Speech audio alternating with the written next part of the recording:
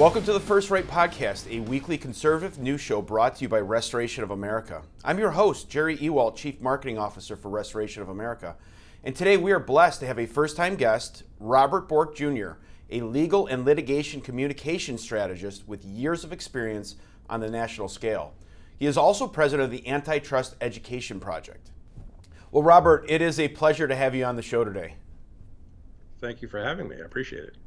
Yeah, so before we get started, if you wouldn't mind just giving us a brief overview of who you are and what are the major projects that you've been working on right now. Sure. Well, I spent the last 30 years doing corporate communication, working with corporations and their counsel involved in high-profile, high-risk litigation, helping them tell their story. I'm not a lawyer. I managed to avoid that. I was a reporter for a dozen years, ending up in Washington, D.C., and then quitting really over what I saw as the dishonesty of American journalism during my father's confirmation hearing in 1987.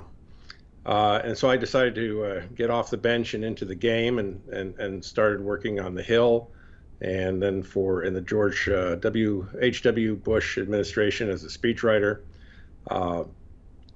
And then got into this whole litigation communication business. But more recently, I've gotten into defending my father's work, really, which in antitrust, which was his first and perhaps in many ways his most important work, which was to take on 100 years of what he called the antitrust paradox, laws that were written beginning in the 1890s to protect consumers, but weren't protecting consumers, and they were in fact protecting competitors, and often inefficient competitors against more efficient competitors, and it led to really a wholesale redefinition of what antitrust is and should be. And the book you see, if you can see it, behind me and on the table, there is the newest edition of the Antitrust Paradox, which I put out 2 years ago, with a new introduction by Senator Mike Lee and a foreword by me. The book was out of print, and it seemed to me that it was the time to do it again, to reissue it, because the left in Washington and around the country had sort of glommed on to antitrust as a weapon it wanted to use to sort of layer on more and more controls over corporations and the economy, really as an assault on capitalism. In fact, I think the ultimate goal of many of these people who are pushing these reforms, left-wing reforms, and the destruction of the consumer welfare standard, is to fossilize capitalism, is to put the government fully in control of our economy, and destroy innovation and wealth creation and job creation. There is a lot to Yeah, no, there's a lot to explore there, and we're really excited. We're going to spend the bulk of our time talking about that. But I think I want to talk a little bit about your background at first, just to kind of set the stage a little bit, because you've had a very unique experience. You mentioned your father and your father's work. So the Bork name has been, associated with the Supreme Court ever since Reagan nominated your father in '87. And if you wouldn't mind just reflecting on that experience that you had, because it obviously shaped your life and your career, reflect on that experience and how it relates today to what we're seeing happen to conservative justice. I mean, we all saw what happened to Justin Kavanaugh during his hearing, and then even sitting justices like Alito, people like that are getting attacked, and Thomas are getting attacked all the time. If you wouldn't mind just reflecting on that experience and how it connects to what's happening today.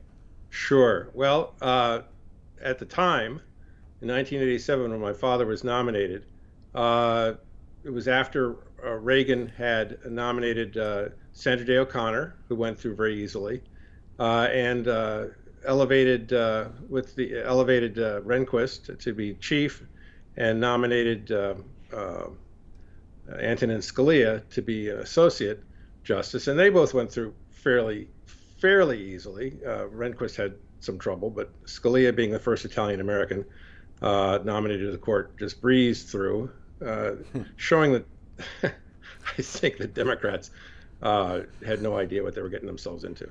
But so my father's confirmation came next, and that's when, if pardon the expression, all hell broke loose. That's right. It was an all-out war, and we weren't ready for it. The White House certainly wasn't ready for it. I often say, really, we lost that confirmation in 1986 when Reagan lost the Senate. So it was pretty much over already at that point, if there was going to be any kind of fight. And so what happened, of course, was that led by Ted Kennedy and to some extent Joe Biden, takes a lot of credit for it, but had very little to do with it. Ted Kennedy went to the floor 45 minutes after the nomination and denounced my father as a racist and as someone who would allow America to go back to back alley abortions and all sorts of just ridiculous, hideous things. And my father once said, if I believed half of what they said about me, I wouldn't have voted for me. Yeah. So that was pretty bad. But of course, then it just got worse. The assault on Clarence Thomas when he was nominated, accusing him of sexual harassment of one of his subordinates of the EEOC, and then on and on and on, ultimately to Kavanaugh, who was accused of being a rapist. Right. No one accused my father of being a rapist. So it was the insanity of the left was willing to do anything, and they'll destroy any person or institution to get their way. Yeah, what is their end game here, right? Is it just to get people not? I mean, obviously some of these confirmations move forward, but stacking you hear about packing the court. What is the end game that they're trying to accomplish here? Wow. The end game, of course, is to have the Supreme Court be a rubber stamp for their left-wing socialist agenda. And for years, the court leaned left and did this, and affirmed many of their policies. And then, over time, the right was able to slowly put justices on who brought a little more sanity, a little bit more originalism, a little bit more textualism back to the interpretation of the Constitution, and that's unacceptable to the left. The left wants to use the court, as I say, as a rubber stamp, and they will. And rather than maybe wait, and when they have the White House, which they do now, and the Senate, which they do now, and of course wait until there are openings and sort of do this in a natural way. They want to they're just trying to destroy the institution. And so that's what this assault on Clarence and his alleged ethical problems, and Alito's alleged ethical problems, and Gorsuch's alleged ethical problems, and now even this most ridiculous charge against Amy Coney Barrett that she sold her house to a conservative. Watch out when she left. It's all nuts, and they'll say or do anything to kneecap the court. Yeah, and the court's been very powerful, obviously, and we're grateful that we do have a conservative leading court at this point. Can you imagine, to your point, having a rubber stamp on anything that the legislation wants to push through would be absolutely devastating for us. And so it is quite amazing to see that, and there's no doubt that attack is happening, and it will continue to happen. But right. I think it's all about illegitimizing the court now. Yeah, and I reflect how that experience in '87 that you went through, your father went through, your family went through, kind of shaped your trajectory and where you are now. So let's bring that to what are some of the other areas that the left is attacking within the justice system. And so you've been focusing on antitrust. So walk me down that path of why is that at risk in our country, and why is that so bad for the average citizen? Well, I'll try to do a little bit of history very quickly. As I was saying, my father really, when he left practice of law in 1961 and went to Yale Law School, he focused a lot on antitrust, and he started writing about antitrust, which is, for those who don't know, really about competition. I would think these days we might just call it competition law as compared to antitrust, because businesses aren't organized into trusts as they were in the 1890s. So he decided that he needed to look into this, and just could not make sense of what the law was, what the law said and how it was being applied, and how the Supreme Court was interpreting it. Big is bad, and was the mantra coming from the court, and so he wrote this book because he was actually, frankly, at that point terrified that the left socialists were going to use antitrust as a weapon against capitalism. And he was right then, and it turned out he was even more. He was still alive now. He would be even more right now, because what's happened since the book came out in 1978 and changed the interpretation of antitrust law by the Supreme Court. What's happened is that the left, in control of the Senate and the Biden administration, have put people in charge who are revolutionaries, and I say that not in a good way, not like Thomas Jefferson was a revolutionary. I mean, like Lenin was a revolutionary. Right. Marxist revolutionaries. Yeah. Yes, they're Marxists. Yeah. In fact, they've been declared Marxists by a number of people. Yeah. And what they want to do is take the consumer out of the center of antitrust law, which the consumer has been in the center of antitrust law since 1979. And they want to insert things, all sorts of woke theories and policies. So equity would be the center of antitrust law now, and labor would be the center of antitrust law now. Not the consumer. Not the consumer welfare standard is a neutral, small d Democrat approach to antitrust. It makes, if the consumer benefits, then there shouldn't be intervention by the government. But they don't like that. They want to have the government intervene. The left does, and so they want to put.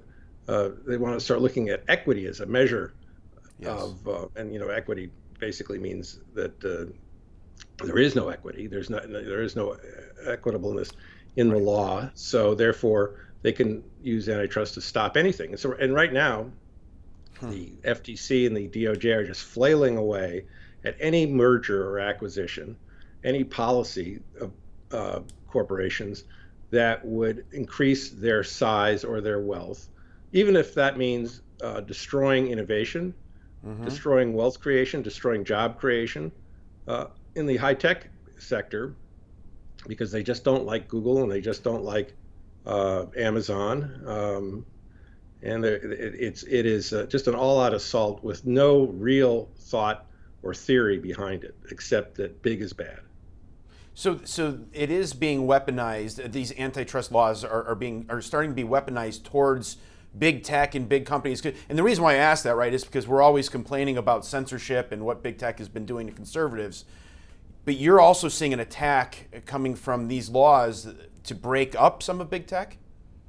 Yes, absolutely. That's what they want to do. They want to break up Amazon, if not wholly, at least chip off pieces of it, Google and others. And you're absolutely right. There are real legitimate concerns about censorship and other policies that some of these companies have, but they shouldn't be addressed by antitrust law. Antitrust law is about competition, and it's about the consumer. And so if the consumer is benefiting, not just on price, but in other measures as well, then, as they do with Amazon and others of these platforms, even Walmart, is a big tech company now. Then we should leave it alone. With the antitrust law, should leave it alone. If you want to address issues like censorship, there's Section 230. We could write new laws, new different approaches to it. And I agree with others that that's a real problem that needs to be addressed. So a good point about keeping that separate. There's two separate issues here. So breaking up big tech, for example, how does that help the left? How does breaking up big? Well, their view is that any concentration of power is a bad thing. At least, let's put it this way: their concentration of power in Congress or in the White House, that's a good thing. But the concentration of competitive power, say in the business, different sectors of business and the economy, that's a bad thing. They don't like that. Which is sort of funny in some ways, because the big tech companies, as you know, have been at least privately very supportive of Democrats. So why are they attacking them? Hard to understand, but I think you have two competing visions going on. One is the left's view that big is bad, so we just have to attack it because it's big and wealthy and powerful, even though they are the beneficiaries of some of that wealth and power. But so is the consumer. And I think, my view is that the consumer welfare standard, which was created by the Supreme Court in 1979 following the publication of my father's book, The Antitrust Paradox, that has been so valuable and beneficial to our economy over the last 45 years that it needs to be preserved. It is the one sort of sensible approach to antitrust that has evolved over time to benefit our country, our economy, and our consumers. That it should be left alone, but that's not what they want to do. They want to tear that down as the sort of mantra or the operating system of antitrust, and replace it with all this woke stuff, which is just dangerous. I mean, you're right on with that. It appears that a lot of these leftist policies are designed to destroy our economy and bring it down. I know that sounds like conspiracy theory, but when you look at reality of what's happening, that is what's happening. And then, I'll add, and I want your feedback on, there's another, anti-competitive practice that's taking center stage lately, and that's ESG, right? Environmental, Absolutely. Social, and governance. Talk a little bit about that and how that's disrupting our economy and not really putting the consumer as a focal point of this. Well, it's so funny because of the contrast. Excuse me. The contrast between what the left believes about bigness, big is bad, doesn't seem to be applied to ESG, which frankly I refer to as the ESG cartel. It is a bigger cartel than OPEC. It makes OPEC look like a lemonade stand. ESG started out, I think, as a laudable view of the world, which is, hey, let's see what we can do to protect our economy, our environment. Let's try to do what we can to make sure that people are treated fairly. But it has morphed into this monstrous sort of global conspiracy to force corporations, and governments into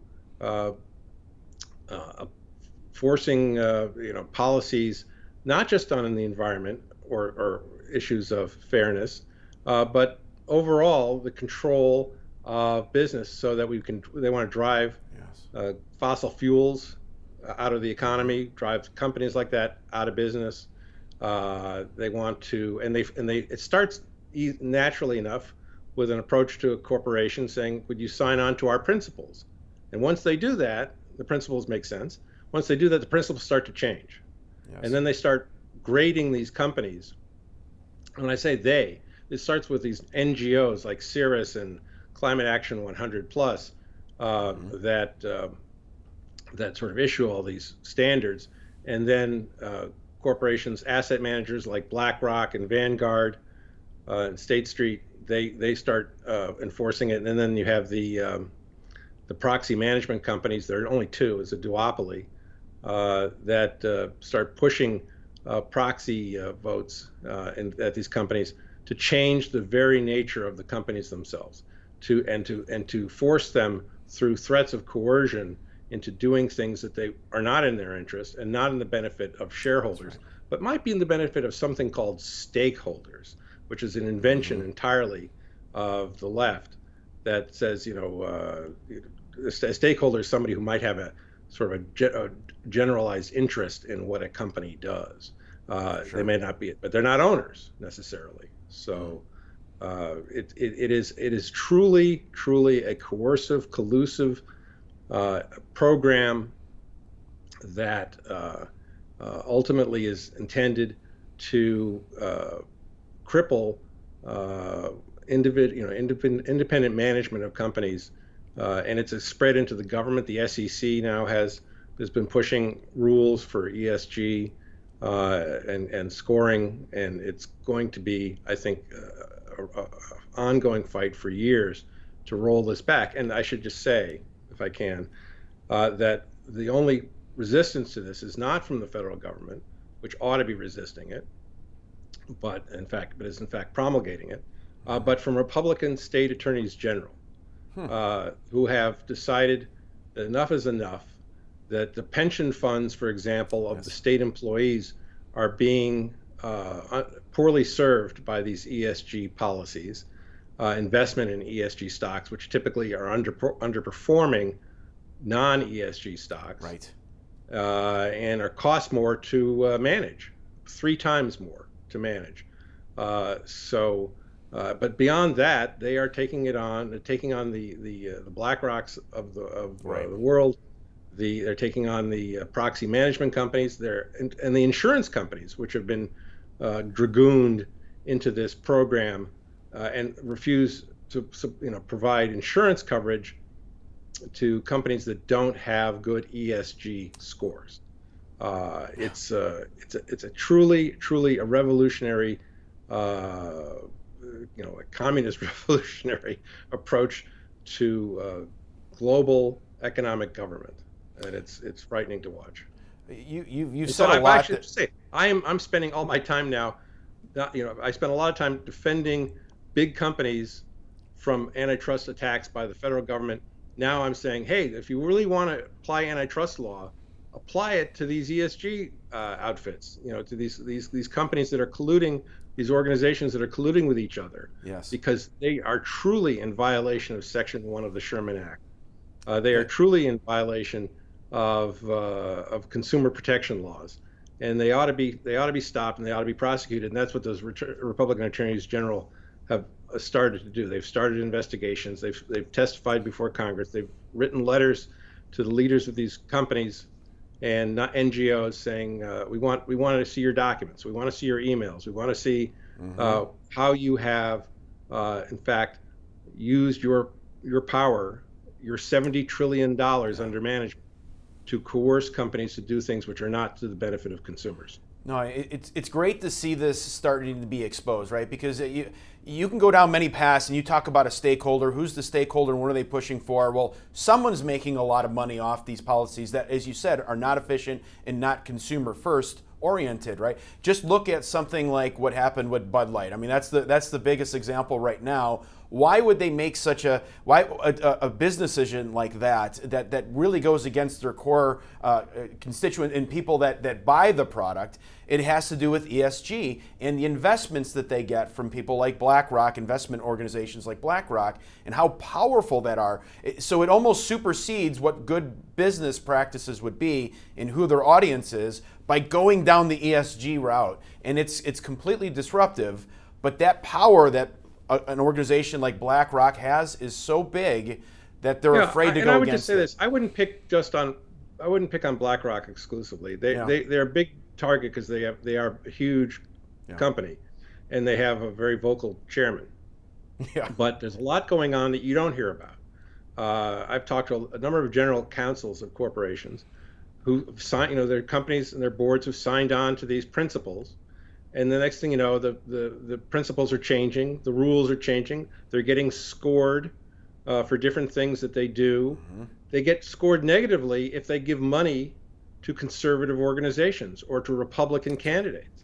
They get negative scores for doing that. So this is affecting their free speech, their First Amendment rights as a corporation. And then, so what happens is these companies cause shareholder proxy votes to happen at the annual meeting to punish the company, to change directors. It is you don't hear about this. In fact, there was a poll done in January that showed that about 20% of Americans even knew what ESG was, or had ever heard of it. And then we did a poll at the Antitrust Education Project back in April, showed that number was up to about 44% at that point. It's moving in the right direction. People are becoming aware, and people are becoming more aware that their retirement savings are affected by this. That's right. And they're very concerned about it, more and more. And I think that's going to be the wedge that ultimately, allows these regulators, the state AGs, Republican state AGs, to push ahead and ultimately bring cases. Maybe this year. I would like to see some antitrust prosecutions this year. Yeah, it's really encouraging to hear that people are waking up to this. The needle's moving in the right direction. We got a long way to go, but it's encouraging to see progress being made. And so the question that I have for you, Robert, is, you're doing so much great work here. How do we educate the public? Where could the public go to learn more about this? And then what can they do about this so that they actually can make a difference themselves? Well, first of all, we're writing about it. And if you go to antitrusteducationproject.org, you can see what we've written, what op-eds I've published. And we also highlight the work of others. There's also another great organization called Consumers Research, which is at the forefront of this. I would urge people to go to Consumers Research. I can't tell you what the URL is off the top of my head, but it's probably consumersresearch.org. We'll put it in the description. Yeah. Okay, very good. But all you got to do is write ESG into your Google, right into Google, and you'll see there's lots of stuff being written about it now. Particularly if you write Republican state aid, Republican AG, and ESG, you'll see what they're doing.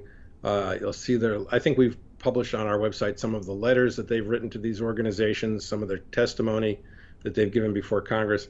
It's very detailed, and people should, if they have time, should read it and wake up to the fact that there's an assault on our economy that's almost a stealth assault, not because they're hiding. These people say this stuff out in the open. They put it on their website. That's right. These groups do, of what they're about, but it's just not sexy, I guess, and so people don't really know about it. And the more they learn, the more scared they get, and they should be, because it's very dangerous stuff.